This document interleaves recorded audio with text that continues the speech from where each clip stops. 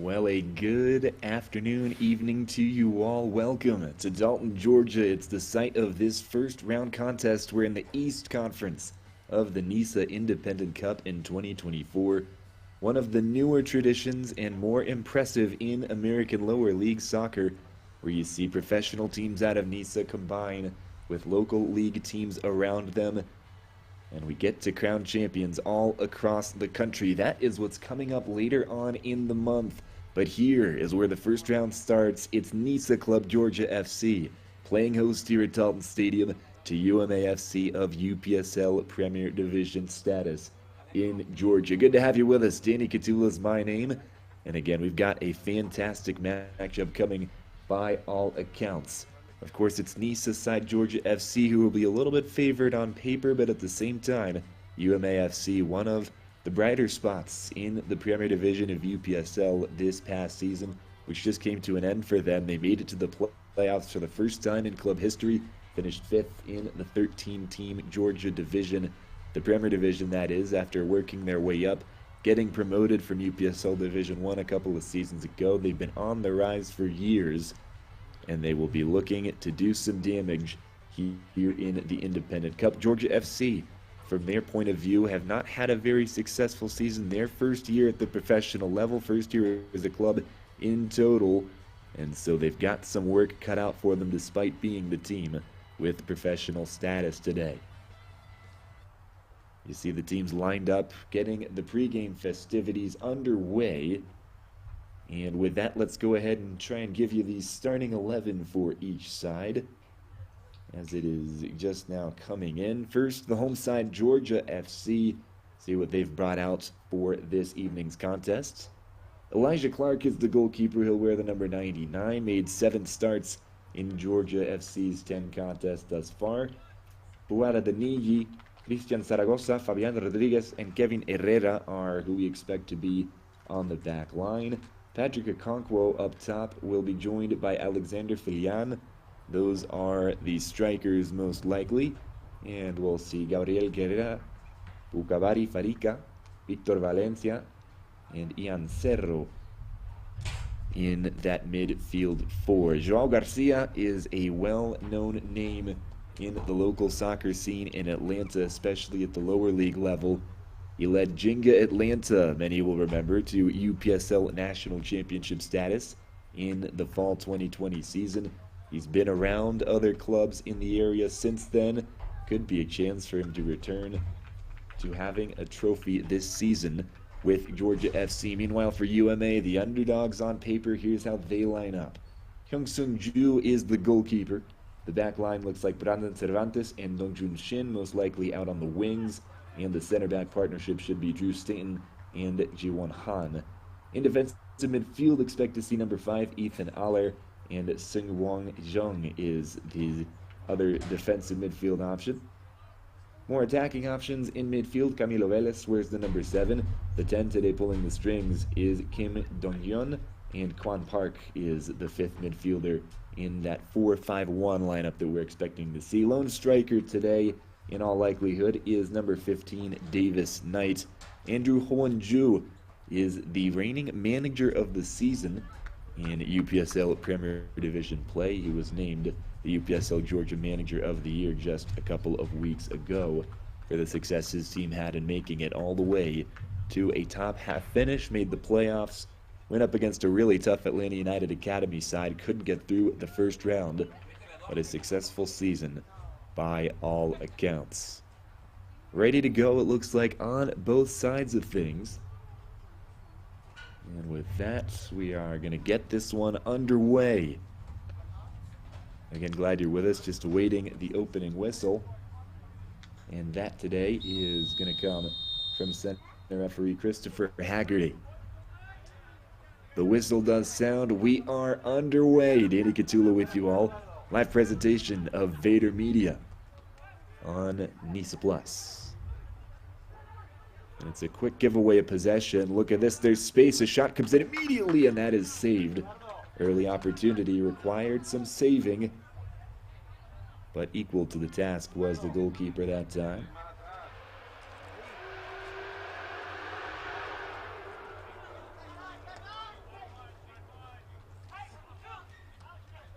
And another win back of possession. It's solid early play so far. And that is, by the way, in the all-black strip, Georgia FC, the NISA side, UMA, going from left to right the other way in those red and white pinstripes. You see the high pressure that Georgia's going to provide. It's a hallmark of Joao Garcia's teams fairly often. You'll see his guys come out with an attacking intent, and it starts with defensively winning the ball back in positive areas. That's what they like to do, and they can do it for 90 minutes. Patrick Okonkwo, even in a team of solid players, stands out. He's got experience at the MLS level, was on the books with Atlanta United early on in their history. 6-foot striker from Lagos, Nigeria. Also well known by UMA players due to his previous history with Kalonji Pro Profile in the same UPSL division. In we go, first corner of the day! And that was a decent header, got up nicely to meet it. And it took a UMA touch as well, so we'll try it again from the left-hand side, from Georgia FC's perspective. Let's check this out another time. That's a really nicely whipped ball, and it does take a direct touch off of a UMA head. See if Georgia can connect with it on this occasion. Away it goes. Another good service, maybe a little bit short this time around. But another chance to cross. Back post, and it's met! The opener, will it count?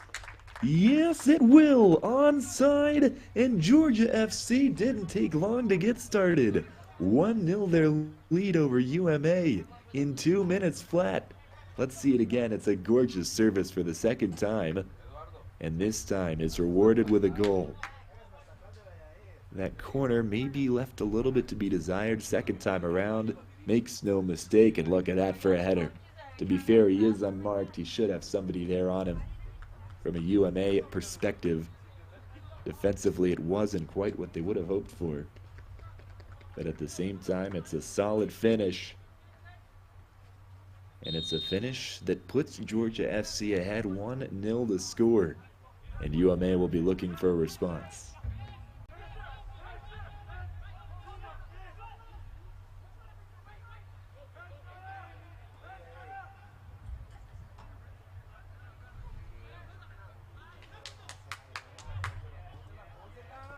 Well, and how about this? Another chance immediately.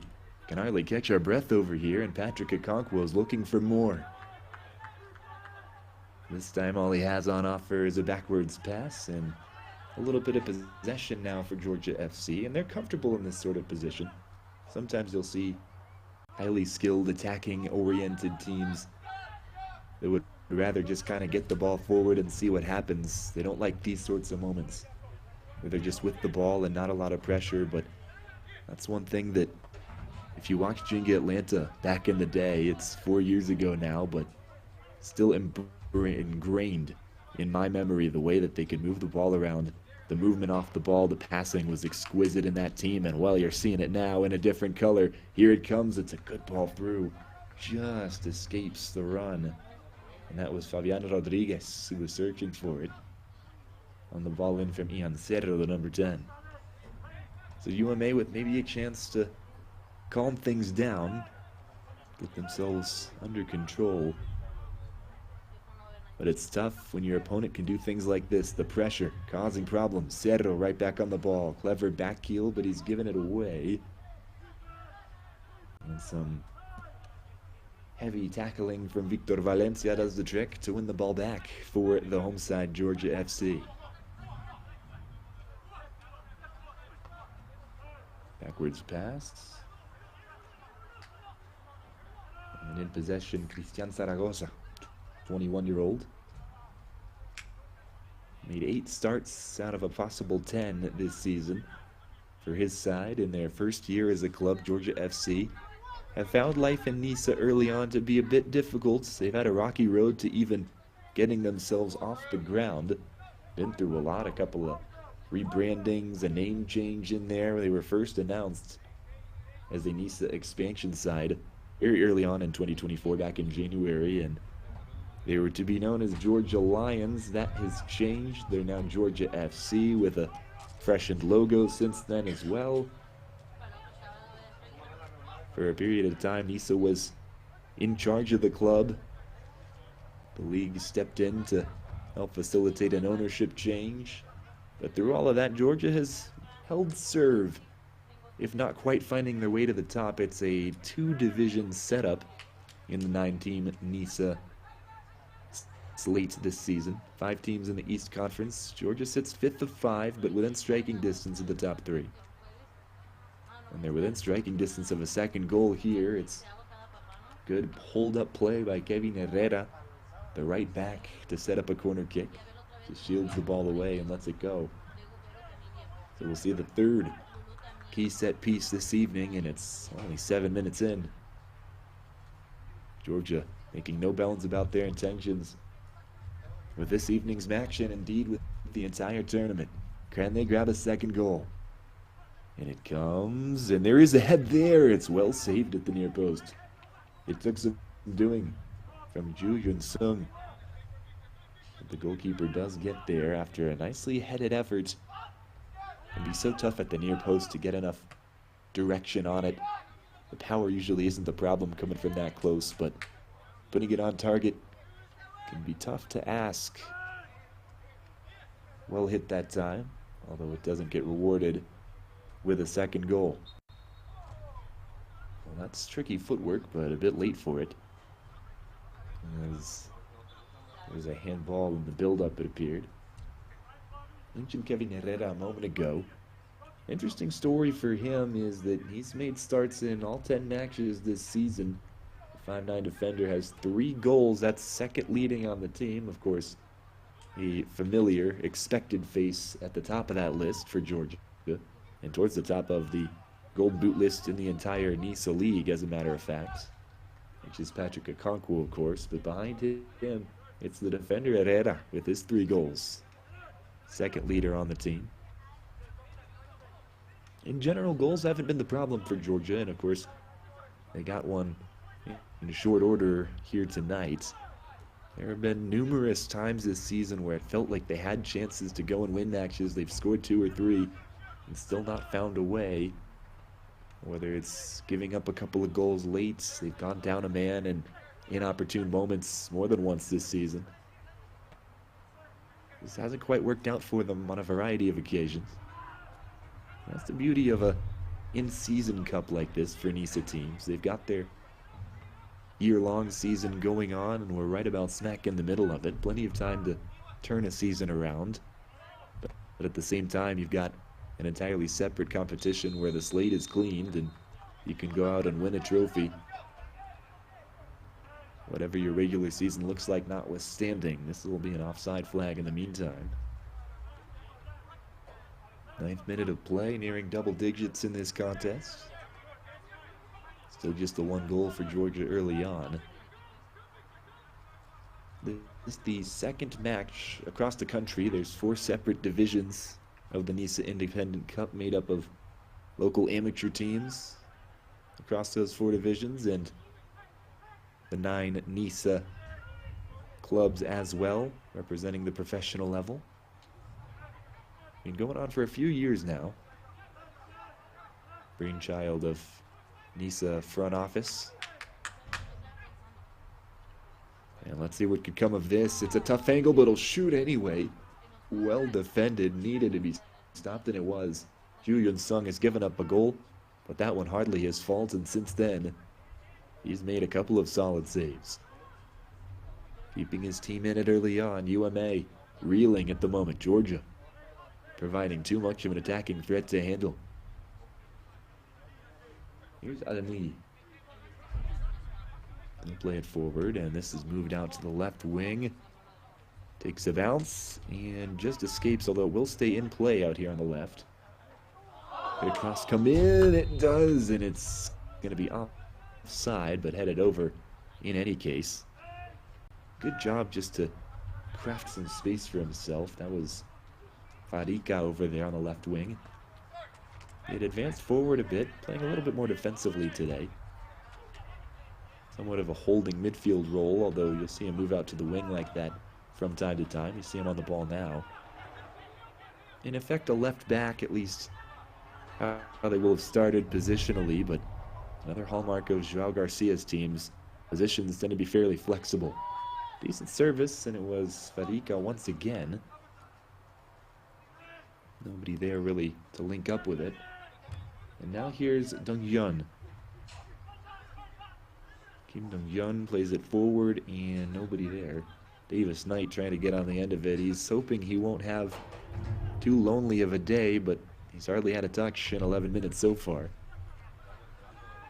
It's never what you want as a striker, as a center forward, to just be sort of isolated up front, although at the moment he's dropped back a bit. He's right in the center of your screen, playing in a more defensive role.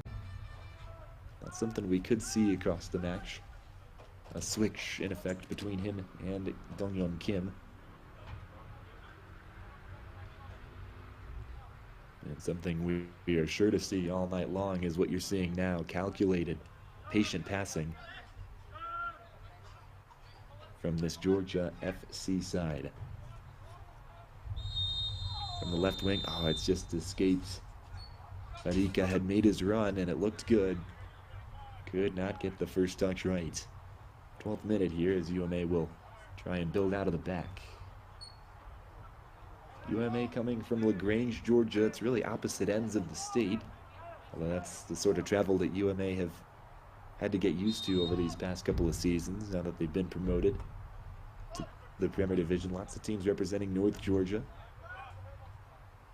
including one team that plays some of the matches here in Dalton, that being Dalton United. They call this carpet capital of the world home as well. Also the home of AstroTurf. That's the way the city in North Georgia has made its name in the athletics world. And well, maybe half a chance for UMA. Could not get that cutback pass quite right from the right wing. But those are the sorts of chances they will have to take advantage of. And they have to be awfully clinical. We'll see this opportunity one more time from a couple of moments ago. It was a solid cross, as mentioned, from Fadika. Couldn't be finished off with the header. And again, that was whistled for offside, no matter what might have happened there. Alani plays his goalkeeper, Elijah Clark. Clark, a graduate of Reinhardt University, played for the Eagles at NAIA level as a goalkeeper for their men's soccer team.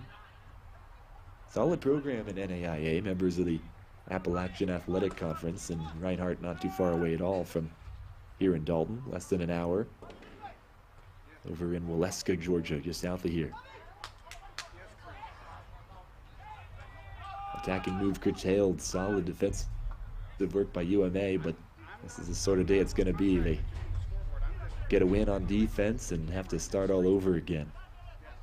Seems like the ball is just magnetically attracted to players wearing black this evening. There's a couple of touches for Gabriel Guerra. And now a switch by Fadika. Good idea and good execution as well. An option appeared on that right side. Played through by Herrera. Couple of touches, Valencia, tricky. And now it'll be played to Cerro. Cerro still has it, plays it out to the left, lots of space afforded to Okonkwo. That's not a sentence you want to hear if you're UMA, and it will only yield a goal kick, but Okonkwo loves that sort of situation. And you saw his reaction, he knew it should have been better. Of course, it's awfully harsh to say he should hit the target from that sort of distance, but for somebody at Okonkwo's level of talent, that would have been what he expected from that range. One of the brighter young talents in Atlanta United system for a while. Spent a lot of time for a couple of years with the reserve side, Atlanta United 2. Back then we're playing in USL Championship, second tier of American professional soccer. NISA being the third level. Okonkwo making another run through. This time he looks to be offside. He does slot it home, but no celebration, he knew. And so did everyone else in the building. I think he will have wanted that a little bit earlier. Off the foot of Cerro. Well, Okonkwo's been active, and he, as well as everybody else up front, for Georgia is causing problems for the visitors from LaGrange. Georgia, for their part, have actually traveled a decent way from their typical home venue to be here as well, as strange as that sounds. They played a couple of matches here in Dalton. They have a connection here via their sporting director, known as Coach K, Kareem Dasser. He's got an academy up here and likes to give his academy kids the opportunity to see the professional level, to understand how tangible it is, see that example in front of them. So they've gotten to play a few matches up here from time to time, including in the NISA regular season as well. Typically, though, they play at Silverbacks Park, one of the best known and pretty easily the most historic soccer venue in the Atlanta area. Of course, it's called Silverbacks Park because it once hosted the Atlanta Silverbacks, now a defunct club, but formerly the highest level of Atlanta soccer, played in professional NASL for a long time. This ball's given away uncharacteristically, although UMA are struggling to get out of their own end even when they are in possession. This time it will be a foul, though. They'll maybe get a chance to patiently build up. Could decide to go long as well. With some efficient passing and some good choices on the ball. Kim plays it through. And could a shot come away? Play to the back post, headed out nicely. Herrera up to the task. They'll try again from the left. That's cleared out. Took a heavy bounce, and UMA will control it again, although they'll have to start over in an attacking sense. Here it is then. Options in the center.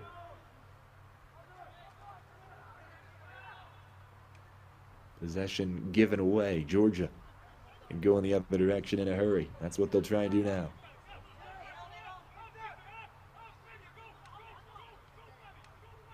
Unsuccessful, thanks to some good defending from Ethan Allaire.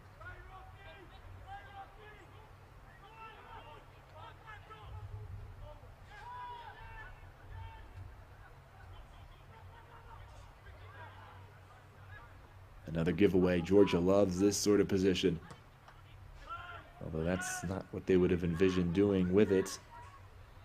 We'll give it away and start again. Guerra picked out a nice pass. Can they get through that final level? A shot will do it, and that's saved by Yun Sung Ju. Another look at the efforts. Ambitious, always. Directly at the keeper, directionally as well. Victor Valencia had a hit. You might as well from there if you're afforded the space. Never know what can happen, especially when you've got players around you following the shot. And here's a ball through. Okonkwo. Oh, it just touched off the back of his foot. He'll have to get creative. Of course, that's something in his wheelhouse. And it will yield a corner at least after the touch away from Allaire. Okonkwo's shot was headed goalwards, but not destined to reach Ju Yun Sung. A corner then, and over to take it, Ian Cerro. Where's the number 10 for a reason? Grabbed the assists from the other side on a corner earlier on. Back at the 2-minute mark, technically listed as a 3rd-minute goal. 20th minute. Could we get the second one? Another great service from Cerro, and it's punched away. Tried the acrobatic clearance, didn't come off. UMA will have more defending to do. Okonkwo backwards. Guerra sees a run, plays it. It is too far inside. And as we hit the 20-minute mark, it stays 1-0. Georgia continuing to try for more. Not resting on their laurels necessarily, but neither have they been very effective in their attacking pursuits.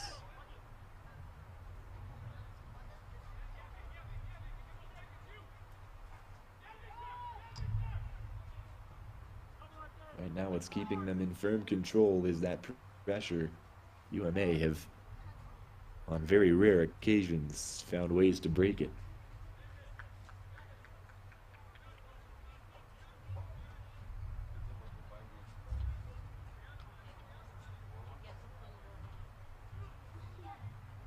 Can they find another one of those occasions here? Nearing the halftime, or the halfway point of the first half, I should say. Well, they've given it away again. Georgia will take their time.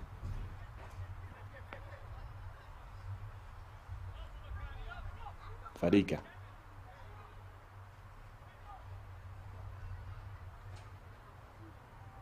And Herrera had made the run. Somewhat secretive as he ventures forward. Farica's pass looked like it was headed for nobody, and all of a sudden in streaks Kevin Herrera to claim it. He's got a lot of deceptive speed on that right side of the fence.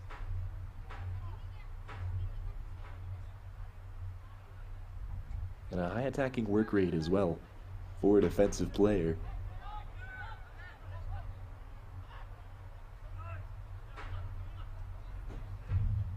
Sort of win back everybody wants to have, and well, it's clever interplay until the dink over top was a little bit short.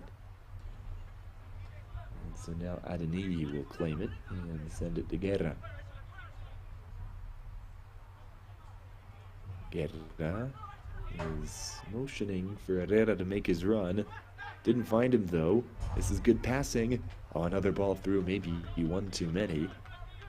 It got a bit crowded there in the center. Filian was the intended target.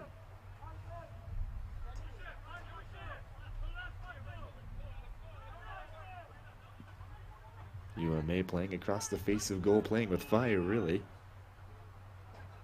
Although they'll have to be ambitious to break this press. That's what they've done now, although it hasn't lasted long. For all the plaudits we give Georgia for their attacking play, they do have solid defenders there as well. One of them on the ball now, Adeniyi. Typically a outside back, Adeniyi can also play where he's playing today as a center back. 29 years of age, made 6 starts, 1 yellow card to show for those. Adeniyi as well has played with Atlanta United's 2 team. Also played with Tormenta FC in Statesboro, Georgia, as well as Atlanta SC, which rose out of the ashes of the defunct Atlanta Silverbacks FC with a lot of wrinkles in between. And more recently, had a spell in amateur football in Finland, did Adeniyi. Graduate of UC Santa Barbara, played for the Gauchos men's soccer team there. And since then, other than his spell in Finland, he's been in the Georgia soccer scene. Another one of those brand names, if you will, for those who follow local soccer in the Peach State. We'll have a foul here on the ball, as looked like Valencia had claimed it, but with a foul in the process. These are the sorts of moments that'll really matter for UMA. They've got to find a way to keep their patience and make sure they don't make an errant move necessarily, because it's dangerous to do so, but they've got to find ambition as well, intentionality in their attack. It's a very tough balance to strike, only made tougher by the quality of the opponent.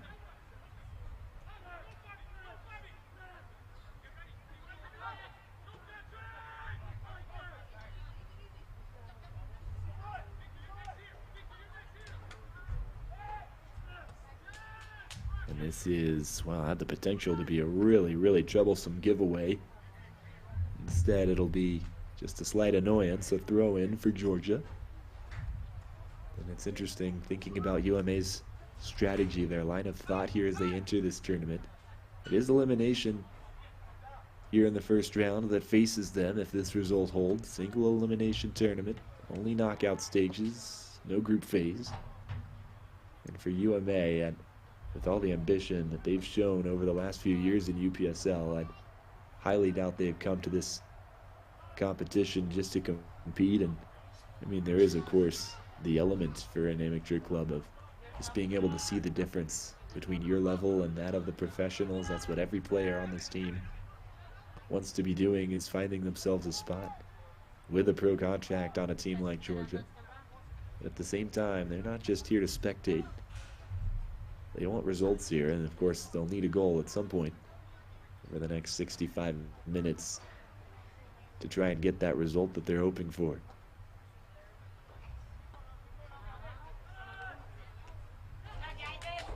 And this is a really poor giveaway. Adani was all alone, and now it's a 2v0. Only the goalkeeper to beat.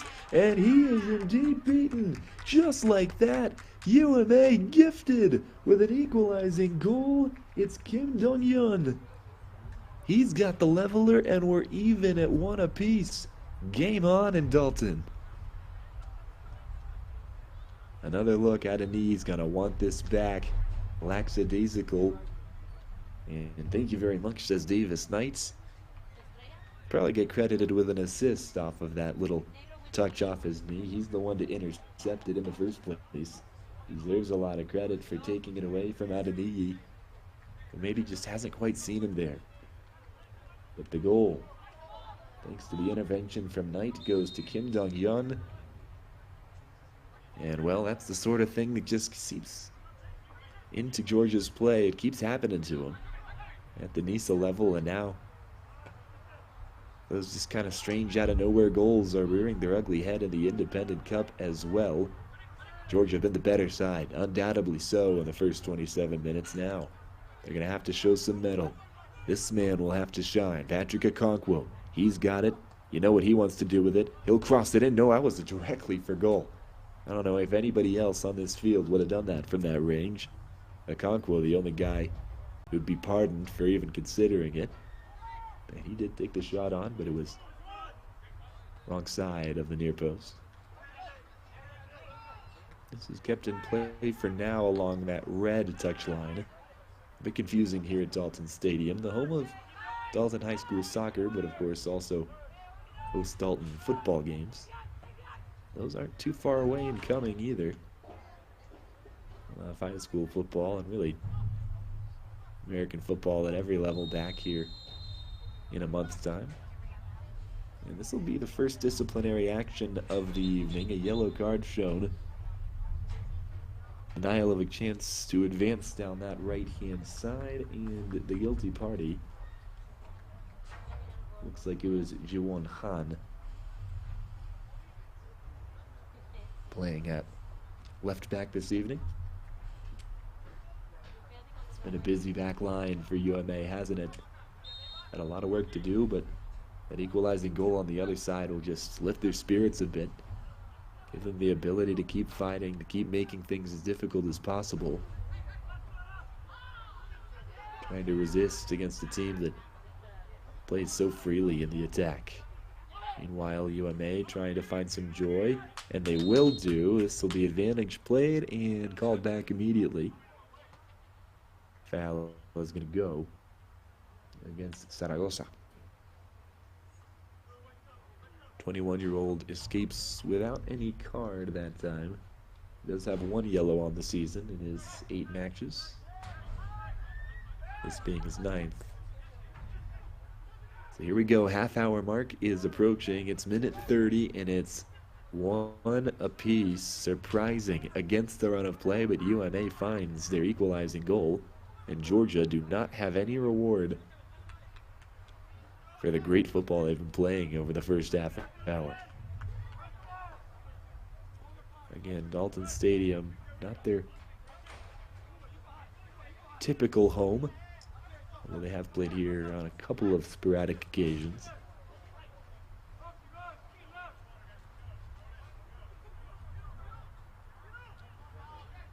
Drew Staten to take the throw in for UMA. Given away immediately, lots of space as well. Played out to the right, more options to pass to. Guerra surveys them all, goes over the top, finds his man laid off, and it doesn't find anybody in black. So here come UMA the other direction. They'll try and go quickly. They do have numbers, sprayed out to the left.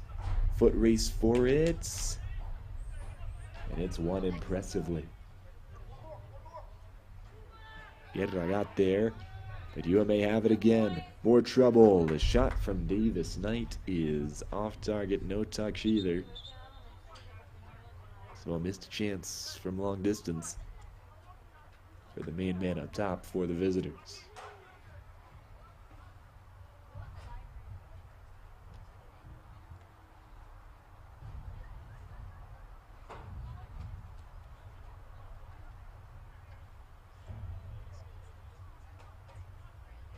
Complexion of this match has completely changed. Looks like a hydration break is upon us. We'll take a break as well. Be back in a minute or so when we get back to action here at Dalton Stadium. 1-1 the score after that shock stolen goal from UMA.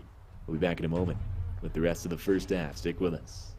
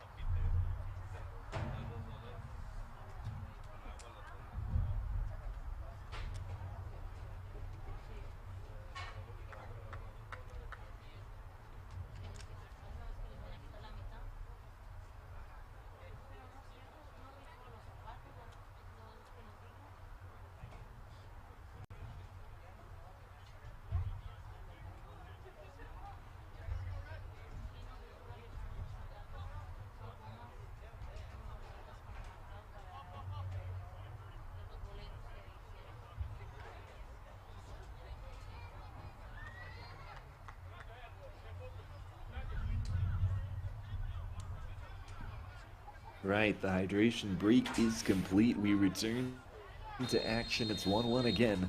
The scoreline between Georgia FC and UMA. 34th minute, though, of course, we'll have to keep in mind those extra minutes that will be added on to the end of this first half.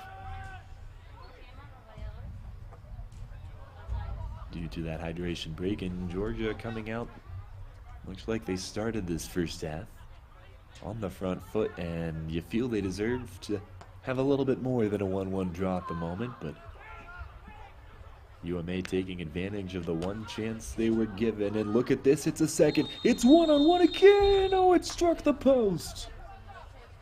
Off the bar, and it's, I think, going to be offside anyway. But it was that sort of lightning quick chance that got them the equalizer in the first place. They're oh so close to getting another one.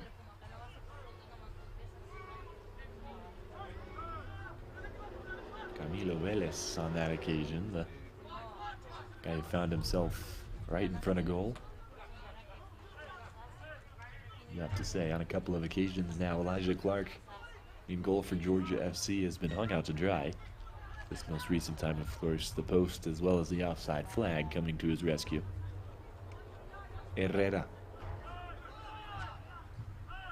for Georgia. He'll play it to Cerro. Danigi now, he'll go forward with it.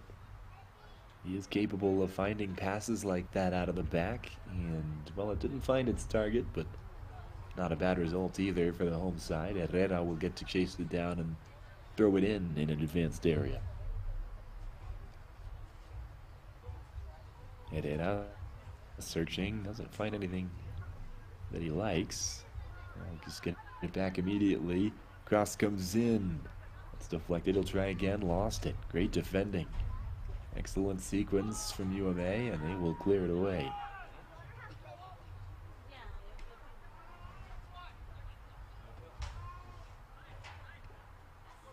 Center of the park with Adani.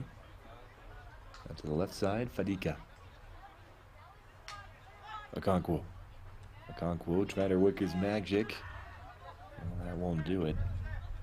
Takes a touch off of Georgia. The pass is good enough from Okonkwo, but couldn't get the return off the foot of Filian. Scoreboard behind you shows the story 1-1. Doesn't tell everything. The detail has been where this match has really been interesting.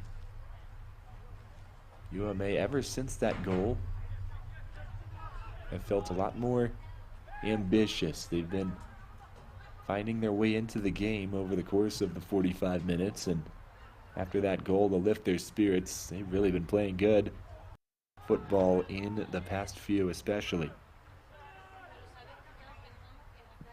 This time they'll lose it, but they feel so much more bright on the ball, finding passes, getting forward in a hurry. Really taking a page out of Georgia's book.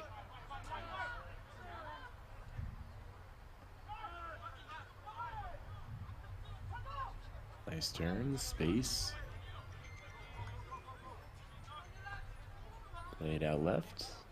Fadika forward. Okonkwo had slipped it through. He'll get it back now, only momentarily. Fleeting touch and it's gone. Here goes UMA. Good defending from behind.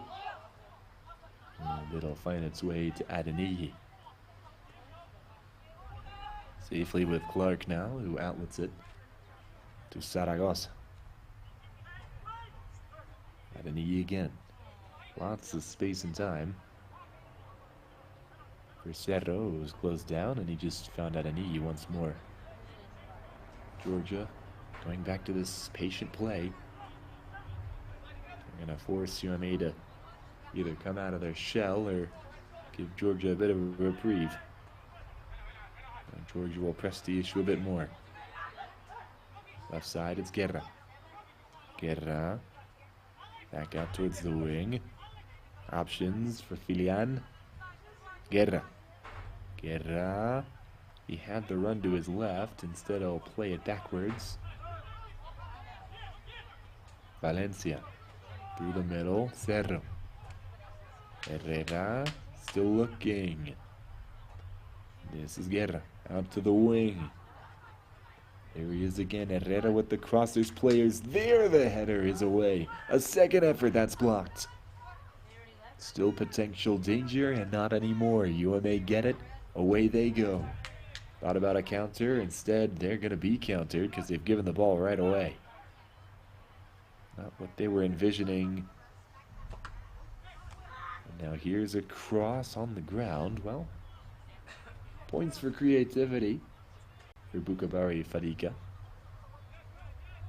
Execution lacking.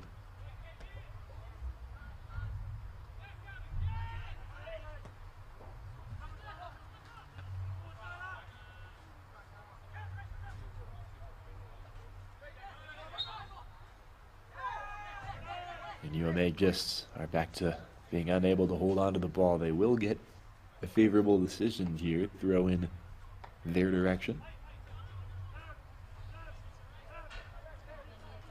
And it's thrown all the way back to the goalkeeper, Ju In-sung. Herrera beaten. He was trying to cut that pass off, got a little over aggressive. Adeniyi will chase back and steal the ball away. There were players behind him in red waiting to grab the second goal that would see UMA go ahead.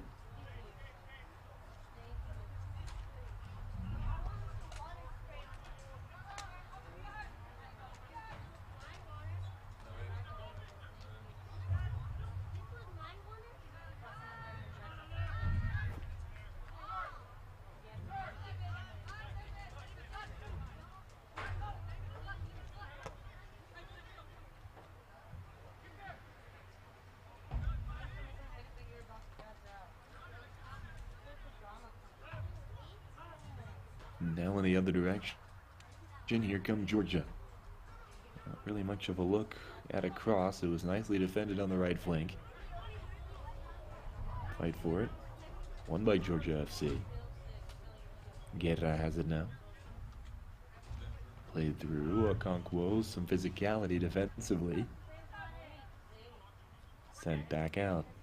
Fadika. Guerra. Moved out right.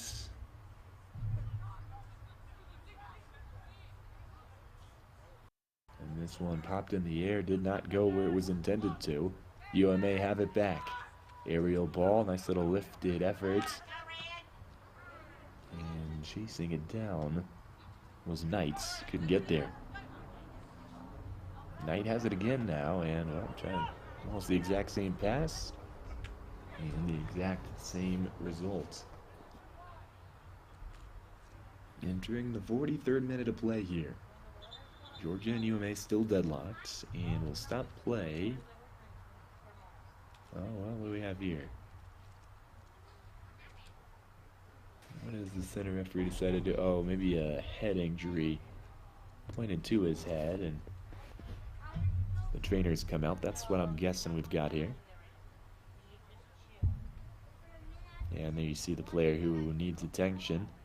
Both players will go to their benches while Bukabari Fadika receives some evaluation on the pitch there. Of course, that's the sort of thing you never want to play around with. Rules being instituted to allow for immediate stop of play where a potential head injury is suspected. Center referee can stop play really at any time to make sure that that player is treated and that concussion symptoms potentially are spotted and dealt with properly.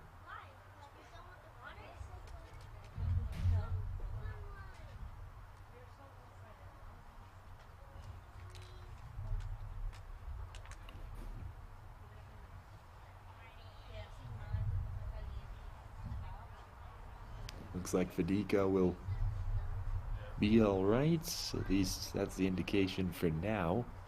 He'll head to the sideline as once the trainer comes on, you've got to come off the pitch until the next available moments. So with that stoppage and the couple of minutes that were spent on a hydration break, we could be looking at 5 or so added minutes in this first half. Something along those lines feels right.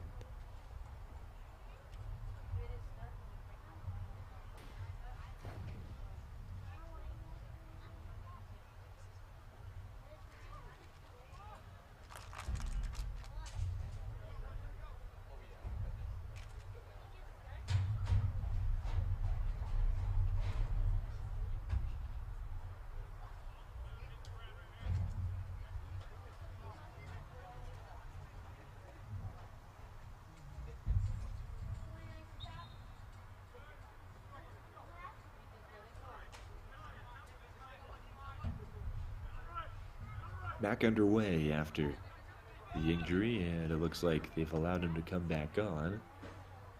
Good signs to see. From the right wing, what could develop out of this? Played into the center off the hop. Okonkwo tries to hit when it's blocked. They had him completely red. And they're all the better for it, because Okonkwo getting a shot away from that range, very, very likely to result in a goal.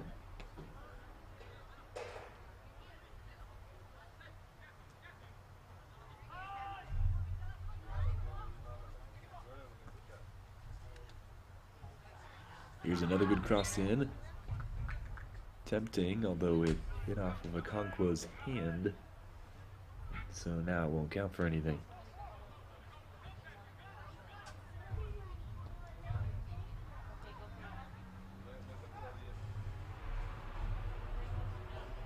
Okonkwo trying to play provider now. This one is spread out to the left side. Villian. Huge save. Excellent stop from Julian Sung. We'll see it again. Villian gets the perfect shot away, and Julian Sung, it looked easier than it was. He positioned himself really perfectly as we hit the second minute of stoppage time, past the 45. Again, expecting something like 4 more. We won't know for sure until the halftime whistle does finally blow.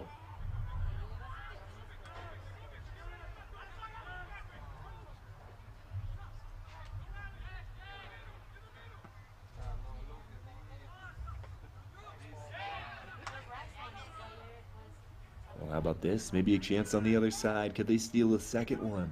Knight will lay it off. A shot comes in, and Clark had to be there.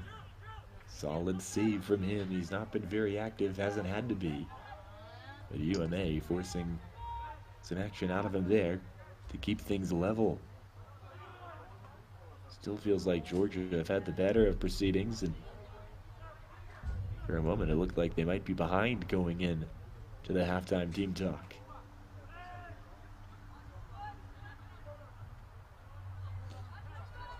Guerra will lay it off. And that's Zaragoza switching it. Will it stay in play here? Yes, it will. Filian looked good a moment ago, actually. They are going to call this back and say there was out of play there on that near touchline. And a really good look in the last attacking sequence for Georgia, did Filian. This time wasn't allowed to carry forward. Drew Staten throws it in. And that will hit off of Davis Knight of UMA. 48th minute here as we inch closer to halftime. Nothing separating these two at the moment.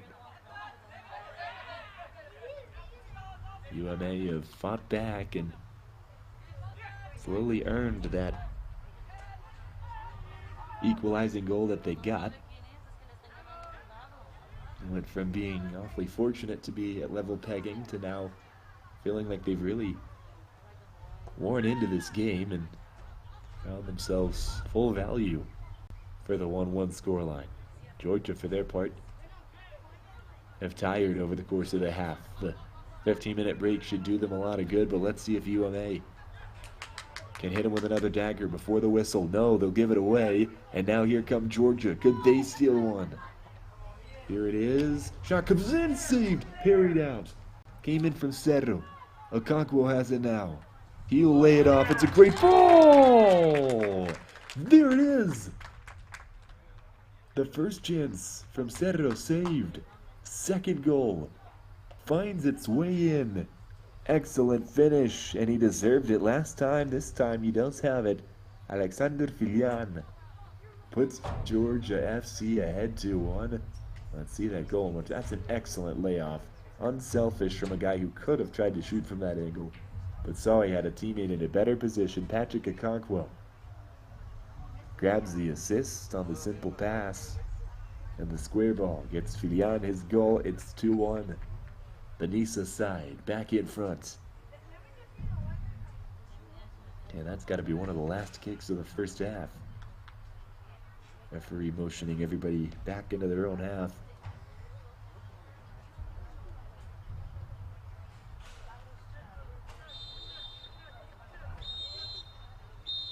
And that brings us back to action here.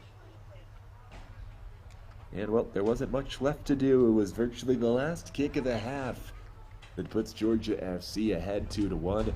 Just when you started to feel like UMA had worn their way into this game, and it wasn't just a fluke that they'd equalized. They were playing their best football of the evening, and that is when Georgia FC found a way to counter and bring all the momentum back to their side. The pros lead the amateurs. Georgia FC on top 2-1 over UMA FC. We're back in 15 minutes with the second half right here on NISA Plus.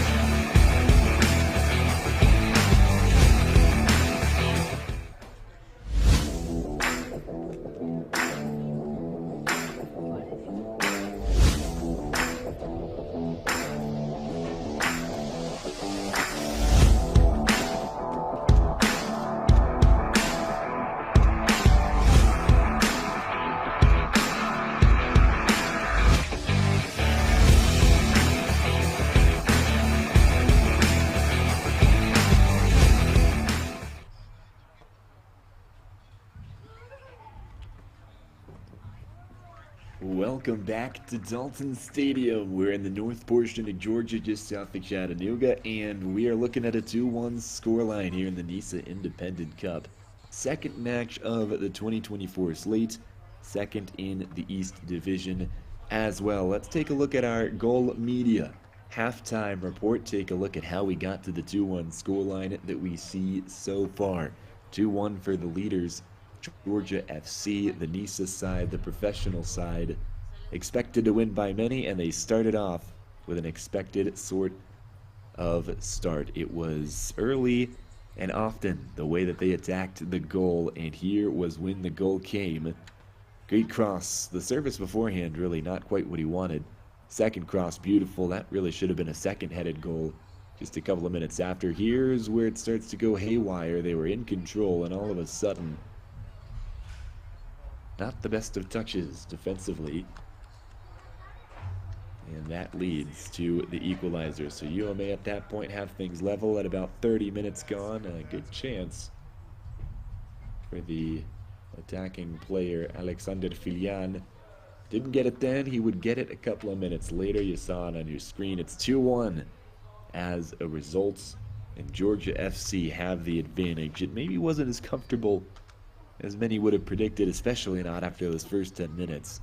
Home side were in full control, and yet UMA found a way to dig deep and get themselves back in it.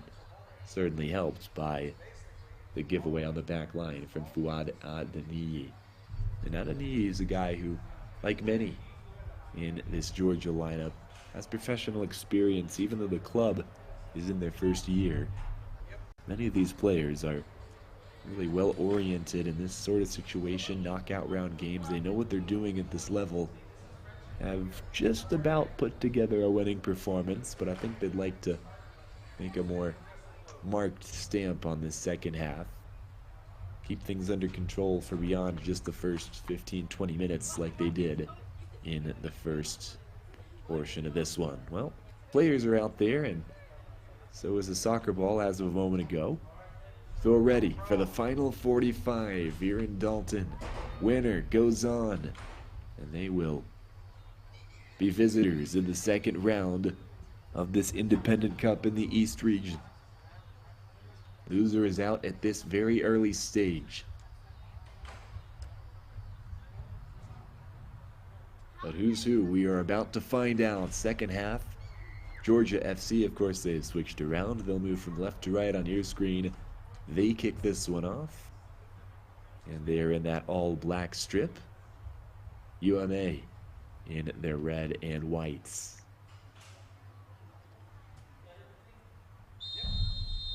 Still unsure of any changes that might have been made. We'll let you know as they come, if any have been made at halftime, and of course over the course of this second half. Glad you're with us. Second half of action is underway. Danny Catula with you all, with tonight's presentation of the NISA Independent Cup on NISA Plus, streaming for free at nisasoccer.com. Here on the left side, one of the more active players in this team, it was Kevin Herrera, didn't have it for long. UMA, one of their keys to this second half is going to be just trying to break up the attacking impetus, the flow of Georgia FC. When they were at their best, just could not be tamed.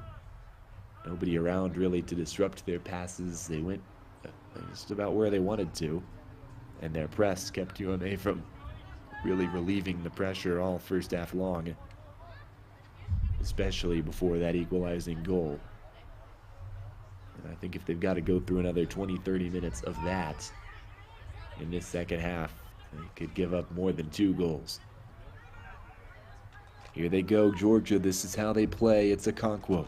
He's the main man. Will he get a shot away? Not quite.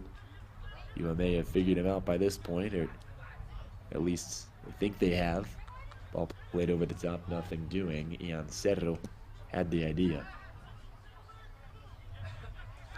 Ju Yun-sung is the goalkeeper, a busy man in the first half. Did give away those 2 goals. Had some really solid saves as well, though. It's been a decent performance from a guy who was always going to have a lot of work to do this evening. Georgia FC, if they do anything well, It's attack the goal, and now they'll attack this errant pass. It's a 3v1 if they play their cards right. Excellent intervention. That is top-tier defending. Ethan Allaire is going to see that highlight over and over again in training, and he'll smile. UMA let off the hook, but still Georgia FC come, and they are fast in doing so. On this right side, you've got Fadika, and it's played into the center. Couple of bounces, nobody could find it for Georgia.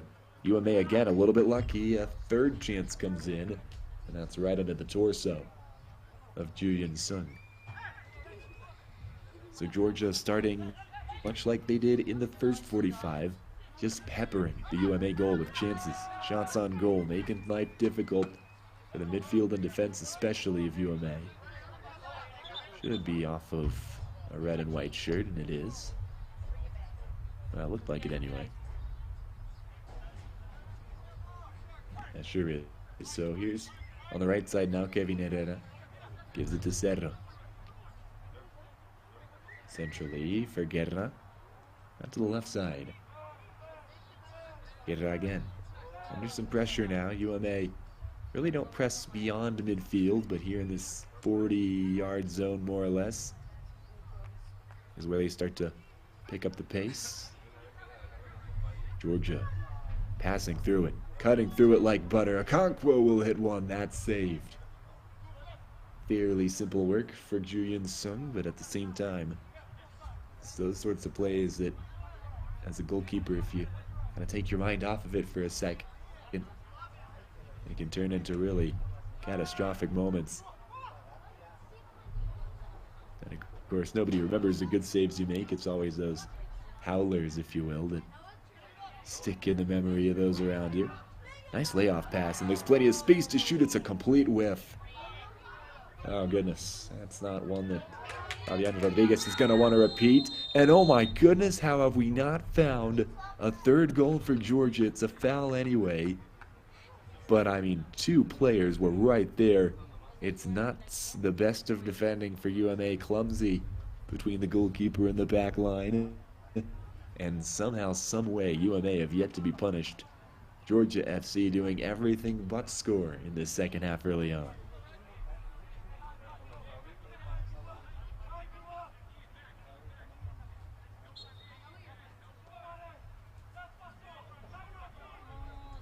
Will just play it short, and UMA are going to try to build out of the back. It's less than advisable the way the Georgia FC are playing tonight. Not the sort of team you want to go up against with any style, but especially not trying to play short passes in your own area. Although here's some joy now, and a switch to the right side. Came from Dong Yuan. And can a shot come away? No, not quite. Well defended. Georgia get the job done on the back line. And they're turning defense into attack. It's a positive touch. And could it be the brace? No! Point blank save. Julian Sung puts on his hero's cape once again. And it's some of the best 5 minutes of goalkeeping you'll see anywhere in the world tonight. On a day where we've watched 3 international quarterfinals between the Euros and Copa America. And a 4th one's coming right at the conclusion of this one. I don't think we've seen any better goalkeeping than what we've just seen over the past couple of minutes. Just pure concentrated save after save after save from Yun Sung, the number 1 for UMA. This is the best of the bunch. What we're going to see right here, it's shambolic defending, it must be said. But Filian comes through, finds his window, and it just disappears right in front of his eyes.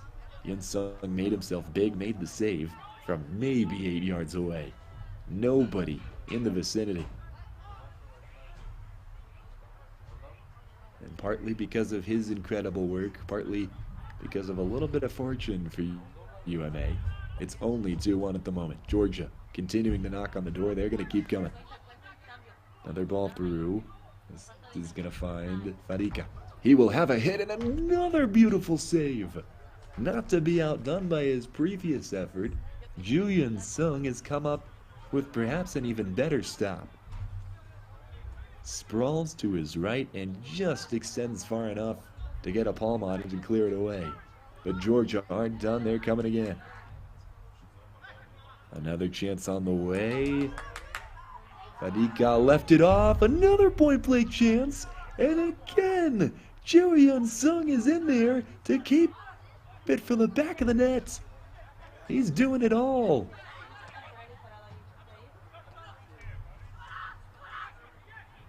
And it's getting to the point where Georgia have to wonder what it's going to take to score in the second half. They've already got two from the first half, of course, and the form that Hyun-sung has been, they should be counting their lucky stars. They've got those two. UMA on the other end. Can they make Georgia pay for the lack of clinical finishing? Well, that's gonna help. Here they come. Down the right side, there's space, there's personnel. But a shot from distance, and it nearly caught out the goalkeeper on the other side, who's, quite frankly, been pretty bored in these first 8 minutes. That's Elijah Clark. Let's go to another beautiful save from Yoo Hyun-sung. Yeah, that's textbook. One for the Instagram page, I think. 54th minute, meanwhile. Still plenty of time. Georgia in firm control with the proceedings of play, but as far as the scoreboard is concerned, it's the thinnest of leads. And remember, we must have a winner this evening. Only one can move on to the second round.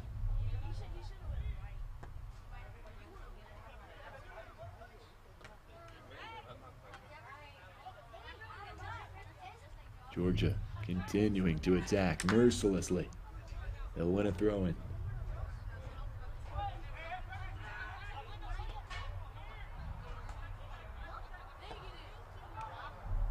And a shot from distance. That's not really what anybody would have hoped from a Georgia perspective. And not only does he miss the shot wildly, but now he's on the ground. He's the worse for wear. I don't think that shot came off the way that he wanted it to, and have caused an injury in the process. Well, it's a chance for UMA to just try and stop the bleeding, level things out a little bit, and it's the exact same tune they were singing 10 minutes into the first half as well. Just barely surviving, holding on. The only difference is in these first 10 minutes, unlike the others, they have not given up an early goal, and because of that, they find themselves down only one. As that's once again for the second time tonight. Bukabari Farika, who requires treatment, and it just concerns you a little bit because he had the potential head injury in the first half, which can, of course, just multiply the effects of any other injury. Just hope he's all right. This is the sort of time frame, though, when you consider making a change tactically anyway. You wonder if that's what head coach João Garcia will do on that Georgia FC bench. Mahmoud Mohamed, by the way, is Garcia's assistant, alongside Coach K, Karim Dazer, sporting director. Those three representing the club on the sideline tonight.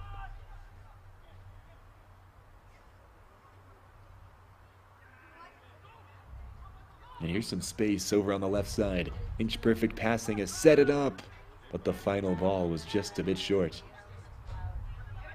He'll attack again. Guerra over to the left. Not the best of first touches. Kept alive though on the far side. Well, spoke too soon. 57 minute, and we will see a UMA throw-in. Long throw, and still unaware of any changes so far for either side. Kevin Herrera leaves it off. Zaragoza. Guerra plays the simple pass. This is Cerro on the left wing. Can a cross come in? That will be the goal. Cerro again. He will cross it. Back post, nobody. It's too long. And we're nearing the hour mark. UMA holding on, and it's been a little bit less hectic over the past minute or two. At the same time, that only goes so far for them. They need a goal to try and level things.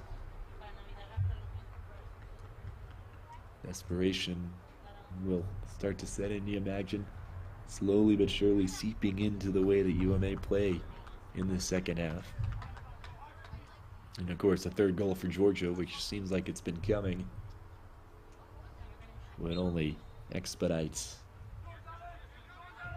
those emotional changes.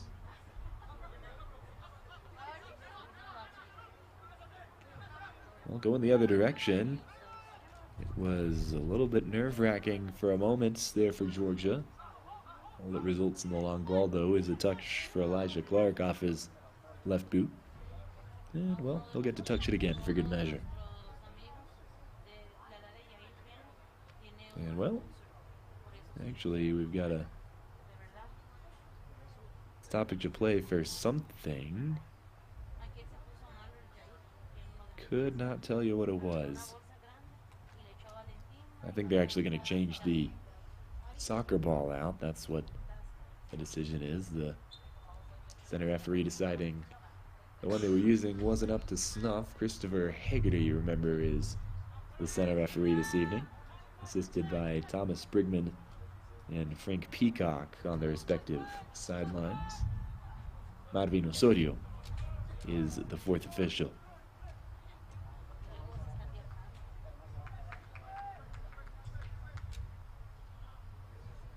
This is the second match so far in Independent Cup play.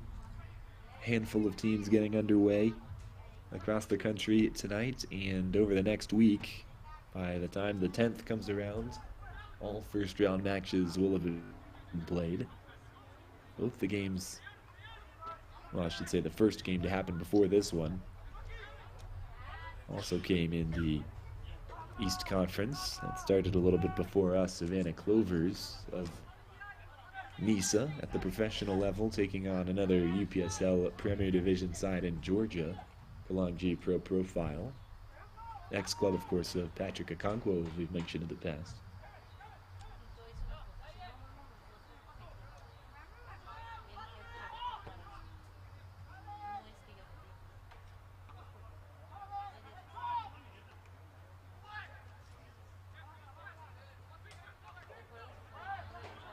Well, Georgia have been a little bit less convincing in the past couple minutes, and UMA have a chance to convince some people themselves. They've got numbers.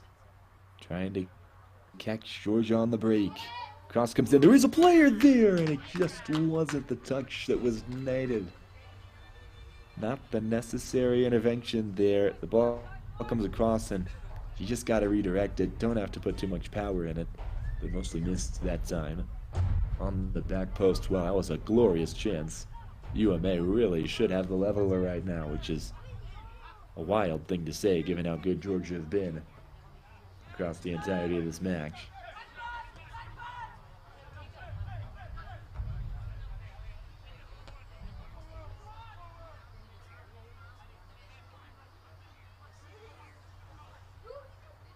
If you were curious, by the way, how that other match before us went, mentioned it was Clovers and Kalonji going head-to-head. That a decisive victory for Savannah on the home side. They win that one 5-1. Oh, sitting a man down. Excellent job on the ball, and a shot comes in. Nothing comes of it, but a highlight reel sort of dribble from the left wing. And we will see a change on the pitch here for the first time this evening.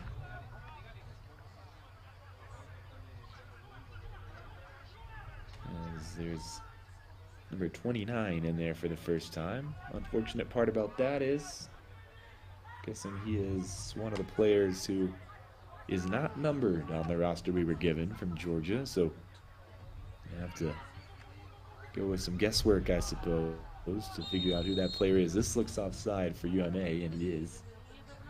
From here, my best guess would be that would be Camise Jaden, and it would make a lot of sense. got to be one of the higher quality players anywhere in the Independent Cup this year who a team can call from off the bench. Highly touted young prospect from years and years ago in the UPSL Premier Division, played at various teams across the division. Some of the best in Georgia, some of the best in the country. Solid goal scoring record wherever he's been. And now plying his trade here, coming off the bench for a professional side for the first time.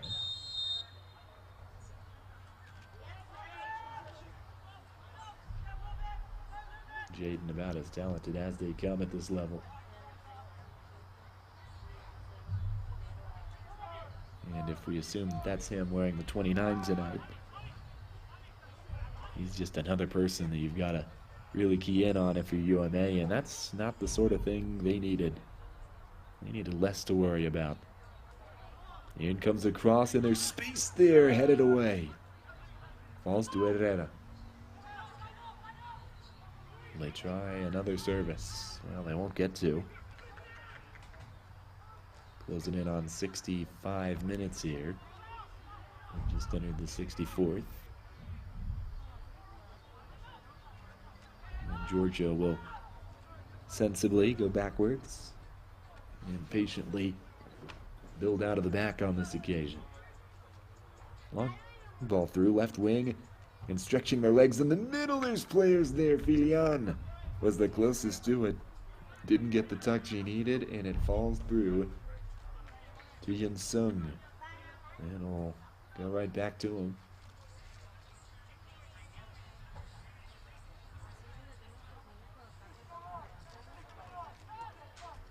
Stanton. Forward, a nice turn. Dong-Yun. Kim Dong-Yun played it through, and no one there. Winning the zip code to come claim it. Elijah Clark takes his time, picks it up.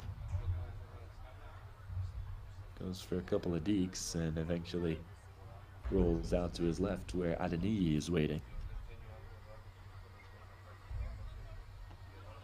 Here's Cerro.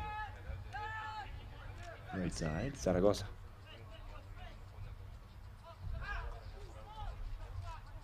Clark to Adeni. Touch and turn. Switch of play. And out there in space, but offside, was the run. Out there on that right wing. Well, that's some firm defending. Knocks over the corner flag in the process. It'll be a throw-in rather than a corner for UMA. What can they make of this? 66th minute of play. Getting to 2/3 of the way through this. And what do we have here? A change in personnel as far as who takes the throw.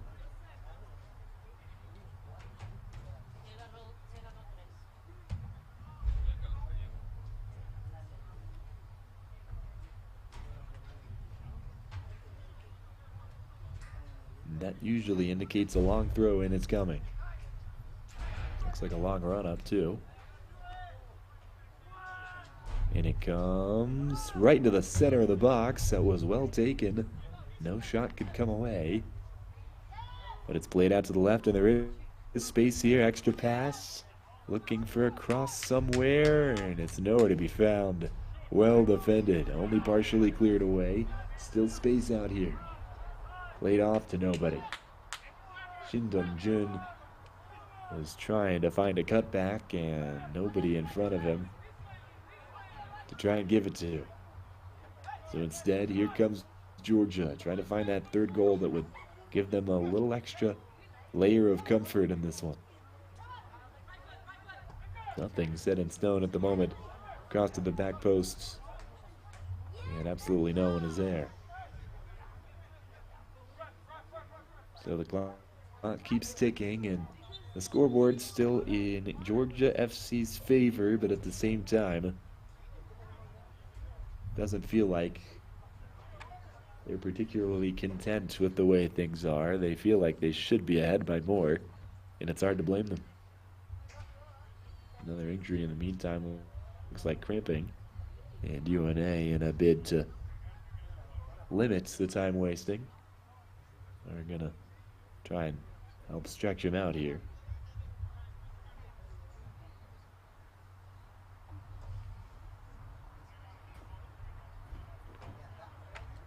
So midway through the second half, time is slowly slipping away for the visitors, UMA. Looks like they'll go ahead and take advantage of the stoppage and make this the hydration break. That means we'll step aside, come back with us, though, on NISA Plus, because the final 20 minutes or so of this one should be fascinating. Back with you in a minute. 2-1 the score, Georgia on top of UMA.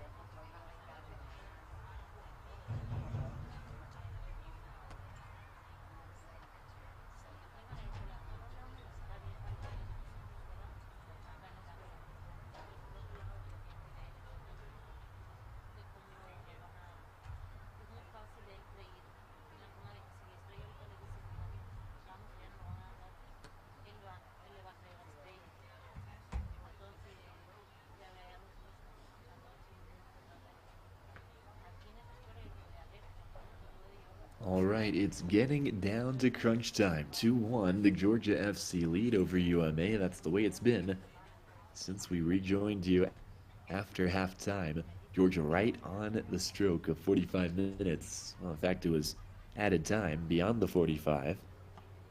They grabbed that, for now, winning goal. UMA, though, have held firm on the defensive side of things, as difficult as that has been. And it's been quite a task. Still just the one goal in it. And UMA will be hoping to find a reward for the defensive effort on the other side of things. Grab a goal and maybe force extra time in this one. That's what they'll be hoping for, of course. But anything short of a win in regular time for Georgia will surely feel like a letdown. They've got work to do. They're going to avoid that disappointing fate this evening and leave it to chance in extras. Referee crew back out there communicating about something, and it seems they've sorted it. So a goal kick is how we'll restart play. And remember, those few minutes for the hydration break will be added on at the end of the 90. It'll be much like the first half where we saw 4 minutes of added time, and right at the end of those, Filian got his goal for Georgia. Ever since then, it's been the NISA side ahead, but only by that one goal. What comes next in this one? Well, we'll have to wait to find out. Nice turn. Space. Jaden is through. He can have one here. He lays it off. Beautiful and selfish pass. And we're back to the heroics of Jo Yunsung. Great save. That's worth another look, I think. Jaden does everything right. Great place to get himself into, and then once he gets there, could have taken the shot on very easily, but found a better option. Perfect pass, good shot as well. Can't fault the finishing. Just a really good save. Not the first time we've said that, far from it. got Ju Yun Sung in goal today.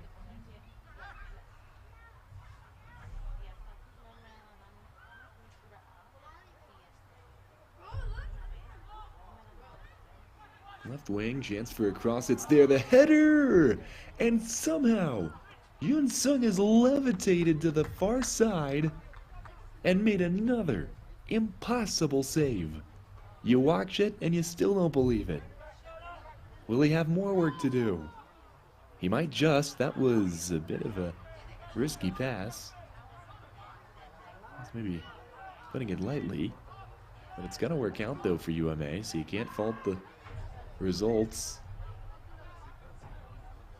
They're in the attacking third, although they'll have to retreat a bit and start over. Hopefully, at some point, we get another look at that most recent Yun Jung save. This is prime Tim Howard stuff we're seeing from the UMA goalkeeper. And if they do find their way back into this one, they'll have him to thank. Going down maybe a bit easily that time, but a free kick still given. Yeah, here we'll see the save again. How on earth does Ju Yun Sung pull that off?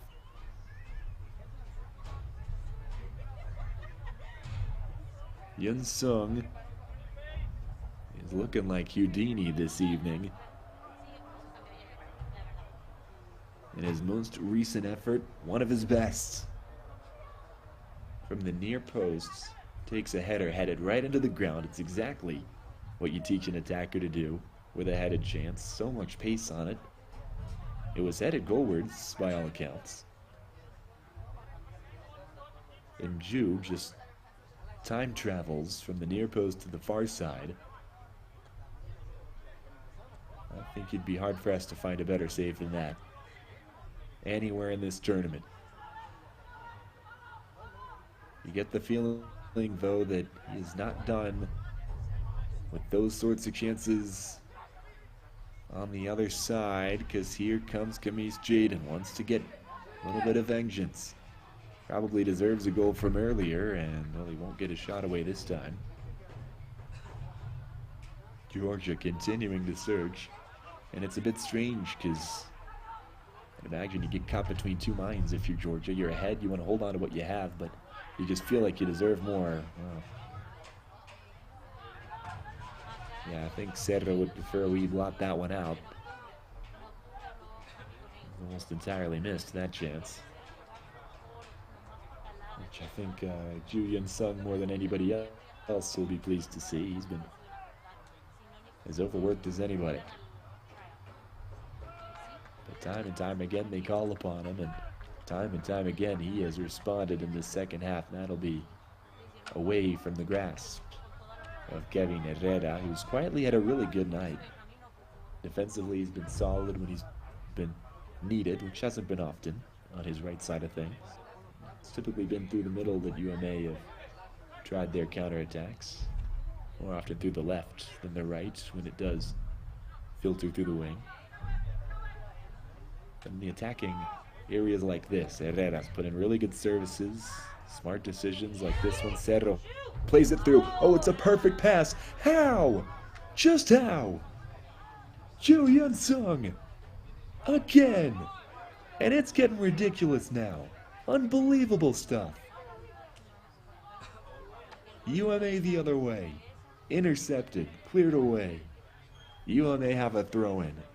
It's just impossible to describe. Jaden again has to have a goal, and to be fair, on this occasion probably could do with some better accuracy, but somehow Yun Sung is still able to get himself in a nanosecond where he needed to be to clear that one well.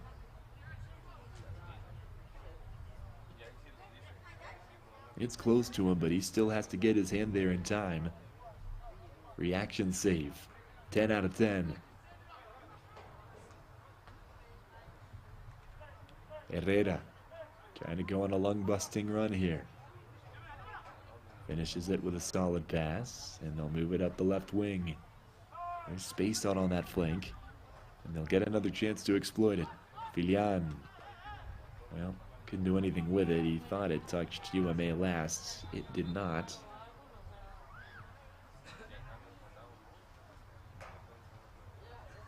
So a throw-in is next. 77th minute, and now we hit the 78th. Time running out for UMA. It's a miracle that they're even within striking distance, but they are. Well, they have at least one chance in these final 12 or so minutes. Of course, there will be more in the form of added time as well. Throw in from this right side.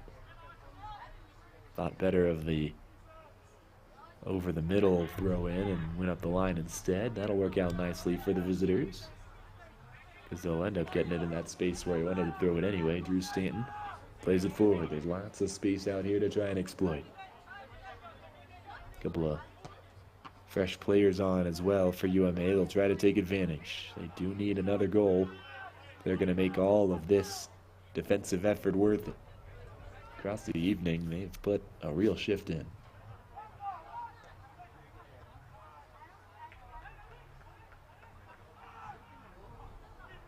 Oh, a bad giveaway.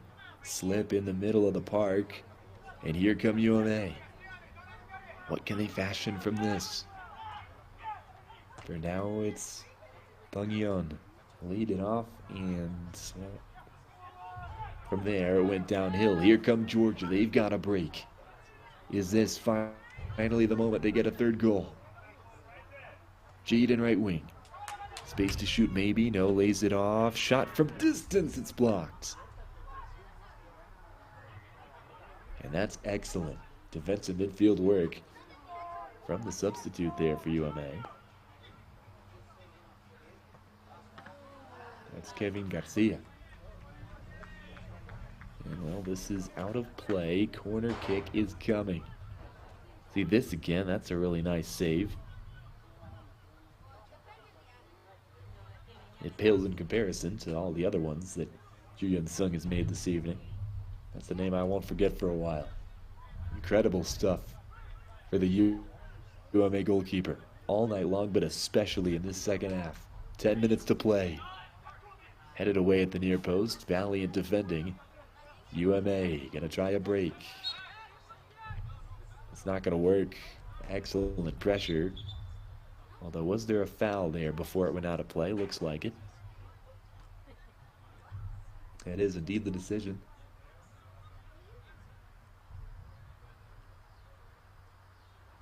So what's next is a UMA free kick as they continue to make changes. Fortunately, there's no way for us to be able to tell you what those changes are, as unfortunate as that is. UMA in the meantime, 10 minutes left. Gotta find a goal, and it just feels like destiny for all the work they've done to keep themselves alive in this one. Surely they'll find the equalizer and make it all worth it. Surely they will.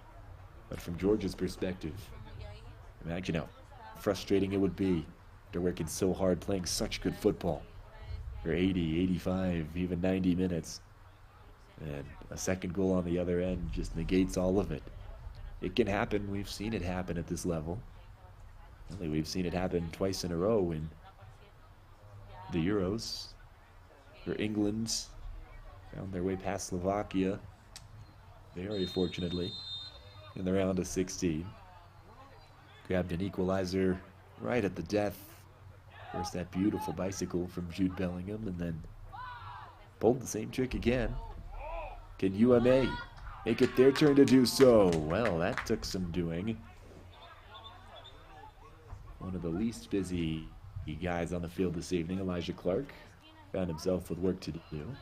And, well, what's the decision? They might say it's gone out of play here, because Clark was awfully close to the goal line, and I think the decision is a corner kick.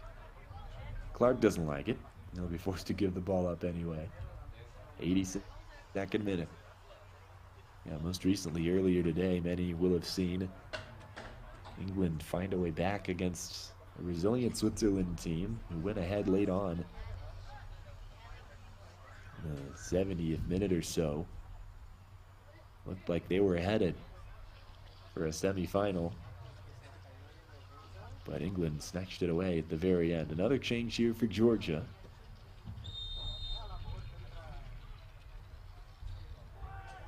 And in comes the service. Nothing doing there, shepherded out. Georgia getting it done, but they're gonna have to do it again. 83rd minute. Can UMA steal it?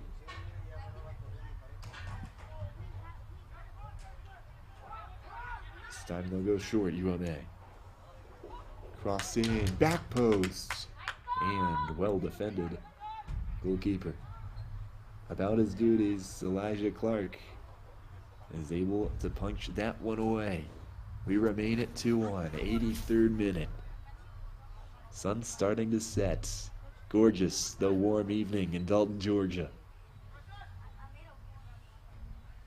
Can Georgia FC hold on? UMA with the corner.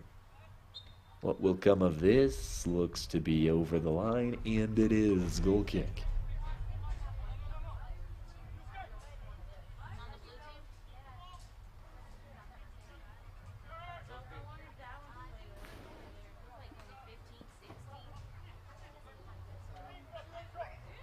Seven minutes. Add a few more for stoppage. That's all that's left. Both sides will be thinking about this match, this result, in some topsy-turvy ways. It'll feel impressive and disappointing for both sides if things end the way they are now. But that's certainly not a guarantee. Let's see about this. Could the third goal be here? No, of course not, because he's done on his head again, but it doesn't matter. The third, it's finally here, and that'll certainly do it. Georgia FC have the guarantee. And you feel for UMA as a team, especially for the goalkeeper, Ju Yun Sing, because he's made another save, but he's parried it back into the path of a Georgia FC player. And look at that. He's got his brace, does he? Alexander Filian. 2 goals. And Georgia have 3. UMA really up against it now. It'll take a miracle. Ju Yun Sung has to be approaching something like 20 saves on the night. I think at least 15. Some special numbers for him, but he's still giving away 3. And his team is down by 2. Largest deficit of the night for UMA. They have 2 goals in them in 6 minutes. Feels unlikely. But in this sport we know and love, nothing's impossible. Where do we go from here?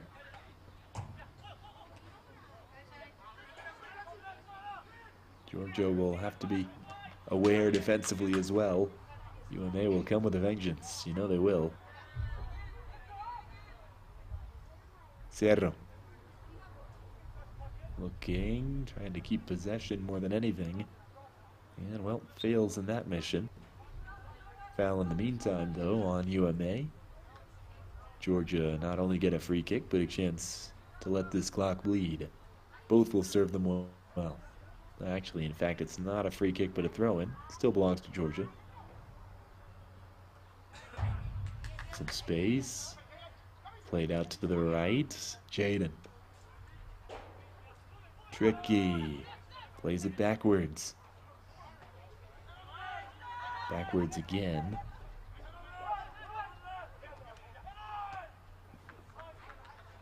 And the fresh legs for Georgia have allowed them to take control once again. But it's the guy who's been out there all match long, Filian, who's got 2 now. His 2 have made the entire difference, really, on the scoreboard, if you want to think about it that way.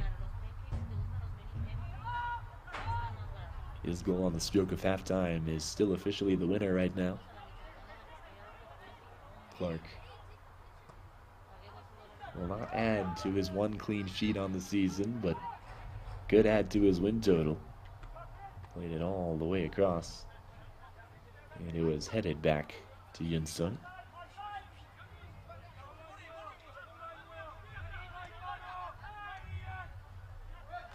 Still pressure from Georgia. They've caught them out. They've got 3 in the attack. Here it is, the shot blocked. And it could not quite be corralled by Yun Sung, so it's scrambled away for a corner. Another chance for some time to run off for Georgia.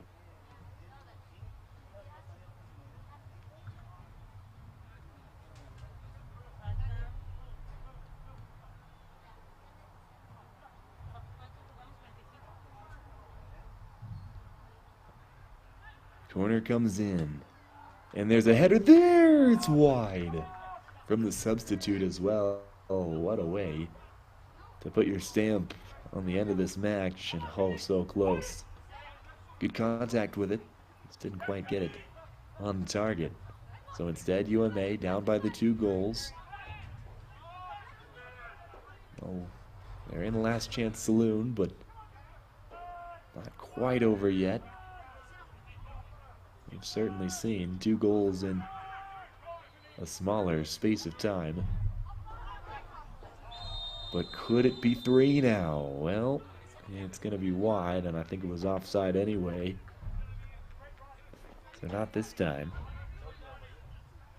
Deficit remains at 2 for the visiting UMA. They've put up quite the fight. No wonder why they've found success this season. Made their way to the playoffs for the first time in UPSL. But still just that little bit short. Georgia have really shown their professional level this evening. One of the better performances from them all season long. And you gotta say it bodes well for their chances further down the road. Because assuming they hold on here, they've got the semifinal of the East region coming up. Over on that side of the bracket. Could be a long run ahead of them. Certainly feasible if they keep playing like this, even against NISA opposition, which you'd imagine they would find down the road as they continue. One other club, or 2, I'm sorry, I should say, in NISA who are in contention in the East. Savannah Clovers, who got the win earlier today over Kalangji Pro Profile, the 5-1 final there in Savannah, Georgia. That means they move on to play fellow NISA side Maryland Bobcats. That's on one side of the East. And then, of course, Georgia would move on to make up one half of the other semifinal.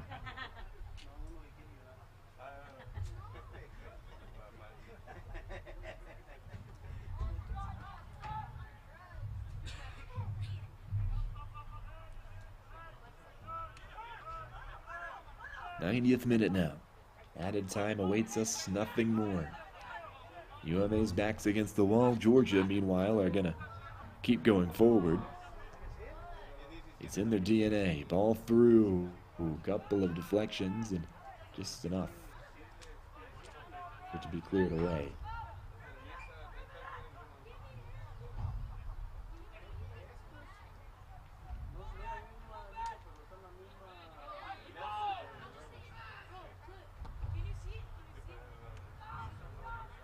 Into the evening sky, 91st minute, and not particularly accurate, but at this stage in the match, anywhere away from goal will do. UMA trying to stay fierce, trying to keep fighting, but now they've moved everybody forward, and it could be the 4th. No, it's not, and you already know why. Ju Yun Sung again, a double save. He's been brilliant. Won't change anything on the scoreline this evening. UMA are going to come up just short. Although here they come looking for a consolation. Now it'll be offside. And that will about snuff out the candle. But another double save from Ju Yun Sung. And he has made a pretty incredible account for himself this evening. Sound like a broken record, I know, all second half. But it feels like it's all really been deserved. And well, the other way, Jun Sung had more work to do. Did it successfully, no surprise there. And Georgia continue to attack. They're not taking it easy on their opponents this evening. Looking for 4. Laid off. There's space there. A shot there. A save again. Might have been a defensive intervention there as well. Looked like it might have been charged down, deflected on its way. Another chance. Body falls in the box. Referee sees it, lets them play on. 93rd minute here. Imagine there can't be too much time left. Maybe a minute or two more. And Georgia FC, despite being 5th out of 5 in the NISA East right now, are playing some of their best football all year. And even though it's against an amateur opponent, a really solid team in UMA, and it will give them some strength, some mental fortitude that they can take with them. Confidence in the next round of NISA play.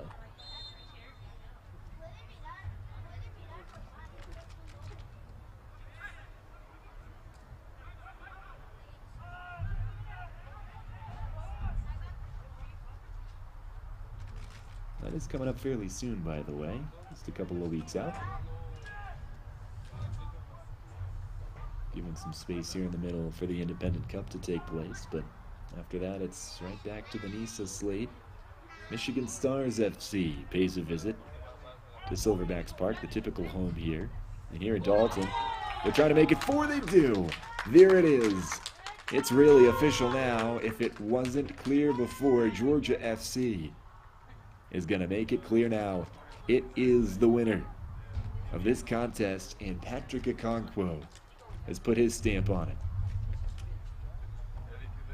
See the desperation in the background from UMA, but in the forefront, Georgia FC. And has that been the final whistle? Not quite yet, but it should be quick in coming. Georgia, with this win, will advance to the next round, as mentioned. And that means that over in the East region, they are going to get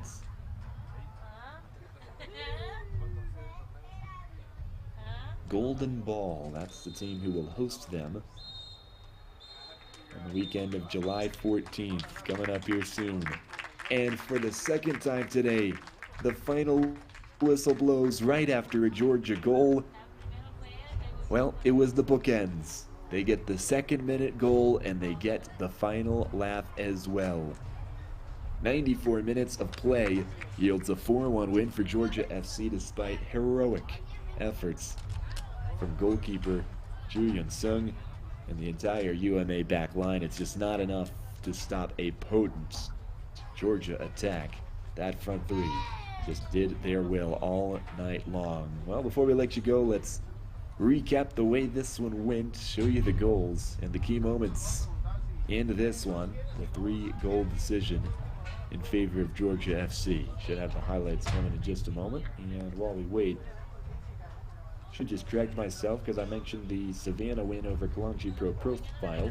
That's correct, but that's down in the Southeast region, even though Savannah is also in Georgia, just like these two teams. They're in different regions for whatever reason. And so Savannah's actually advanced to play SC United Heat out of South Carolina. That'll be their 2nd-round contest in the Southeast. And then on the other side, it'll be United Soccer Alliance hosting the winner of Club de Leon SC and AS Frenzy. That's an all-Florida matchup over there. Meantime, as I mentioned, Georgia advances with this win to take on Golden Ball. Still awaiting those highlights whenever we get a chance to see them. And Maryland Bobcats just finishing up, taking on Alloy SC. That's the game that's been going concurrent to here. Gotta figure out how that one finished for you. And there are the highlights we promised. In the meantime, this the opener. Poor cross leads to a beautiful second service, back post, header. That's simple. Sometimes it is anyway. Bad giveaway, though, gives UMA some hope. Midway through the first half, this finish levels it at 1-1. Then the second one comes. That was seconds before the halftime whistle. Turned into 3, and despite the best efforts of this UMA defense, they just could not keep themselves in touch with Georgia. It was mostly official then, but that was really the seal. Locking it in. The 4th goal from Okonkwo. his only goal of the night, but he was involved really all evening long. Deserved his goal. Maryland Bobcats, we can also tell you. Well, I spoke too soon, as we're going to try to figure out that one before we let you go. And don't forget, there's more matches coming out on the West Coast. There are more matches in front of us, so if you haven't gotten your fix of Independent Cup action this evening, well, don't you worry, because a few more matches are yet to come. Still have not seen the final score posted in Maryland Bobcats, so you can check out nisasoccer.com, check out the match center there, and that's where you'll find the most accurate and up-to-date information on matches like the Maryland Bobcats match. Well, that's all from us, from myself, Danny Catula, everybody here at Vader Media. Thanks for being with us on NISA Plus. Again, 4-1 the final in favor of Georgia FC. See you next time. Have a great night, and be blessed.